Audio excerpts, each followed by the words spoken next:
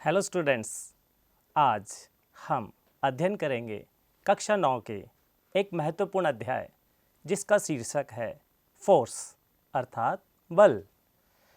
क्या आपने कभी फुटबॉल को किक किया है?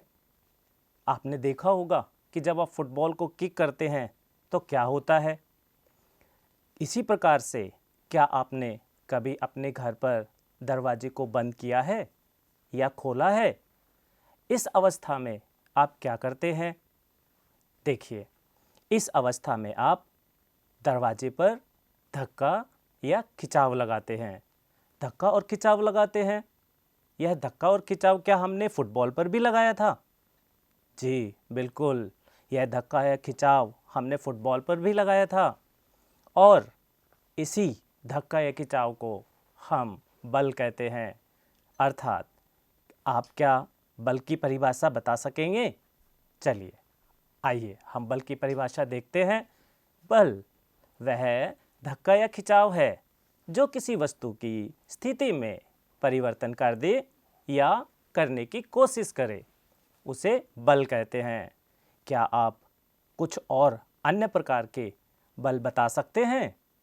चलिए इन्हीं के प्रकार के बारे में हम जानने की कोशिश करते हैं। देखिए, बल कई प्रकार के होते हैं। जैसे आपने देखा होगा कि जब हम किसी पत्थर को ऊपर की ओर फेंकते हैं तो वह पत्थर ऊपर से नीचे पृथ्वी की ओर आकर गिरने लगता है। वहाँ पर पृथ्वी भी एक बल लगा रही होती है। उस बल को गुरुत्वाकर्षण बल कहते हैं।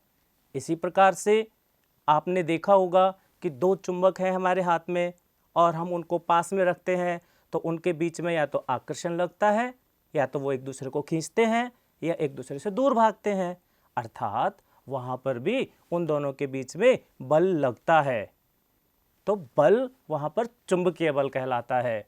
इसी प्रकार से विद्युत चुंबकीय बल होता है। इसी प्रकार से अगर हम अन्य उदाहरण देखते हैं तो नाभिकीय बल होता है। अतः हम कह सकते हैं कि बल कई प्रकार के होते हैं।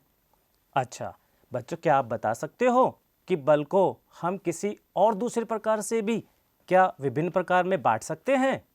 चलिए अब उसके बारे में भी हम जानने का प्रयत्न करते हैं।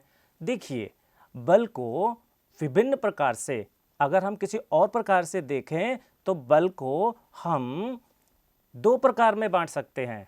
उनके बांटने का आधार होगा बल का परिणाम अर्थात बल का रिजल्ट ऑफ फोर्स। कैसे? चलिए देखते हैं।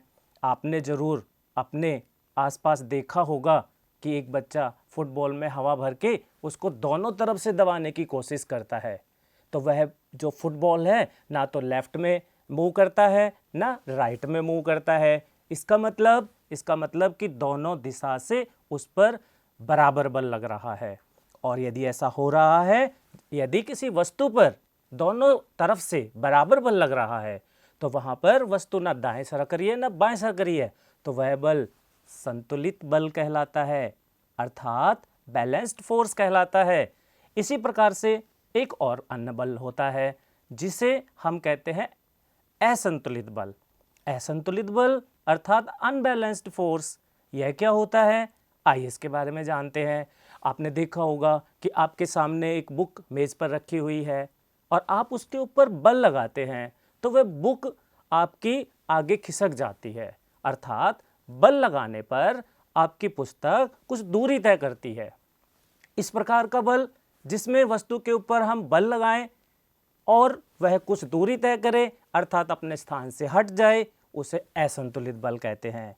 तो इस प्रकार से परिणाम के आधार पर हम ये कह सकते हैं कि बल दो प्रकार का होता है, एक संतुलित बल और दूसरा असंतुलित बल। याद रखिएगा, संतुलित बल में हमेशा जो परिणाम है, किसका परिणाम? बल का परिणाम शून्य होता है, जबकि असंतुलित बल में बल का जो परिणाम होता है वह कभी भी शून्य नहीं होता है। आपको याद रखना है। आइए इसके उदाहरण पर भी विचार कर लेते हैं। देखिए, संतुलित बल, एक फुटबॉल को हमने हाथ में लिया, उस पर मूवमेंट नहीं हो रही है तो वह संतुलित बल का उदाहरण है। इसी प्रकार से टग ऑफ वॉर भी इसका उदाहरण है अर्थात रस्साकसी का खेल।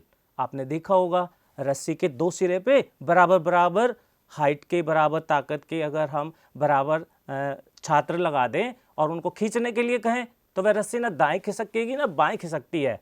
इसका मतलब कि उस पर संतुलित बल लग रहा है। यहाँ पर यह ध्यान देना होगा, यदि रस्सी एक साइड में खिंच जाती है तो वह संतुलित बल नहीं होगा, फिर उस बल को हम असंतुलित बल कहेंगे। चलिए, तो आप भी संतुलित बल और असंतुलित बल के प्रकारों के बारे में और उनके उदाहरणों के बारे में विचार कीजिएगा। आइए अब हम देखते हैं कि आज हमने क्या पढ़ा। देखिए, आज हमने पढ़ा बल क्या होता है, बल के कितने प्रकार होते हैं और बल को कितने प्रकार में हम बांट सकते हैं, उसके बांटने के आधार हमने आज पढ़े।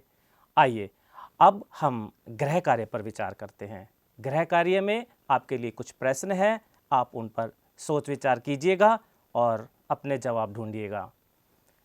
इसी आशा के साथ कि आज का ये लेक्चर आपको अच्छे से समझ आया होगा। फिर भी यदि आपके कोई समस्याएं हैं तो आप अपने अध्यापक से संपर्क कीजिएगा। इसी आशा के साथ धन्यवाद।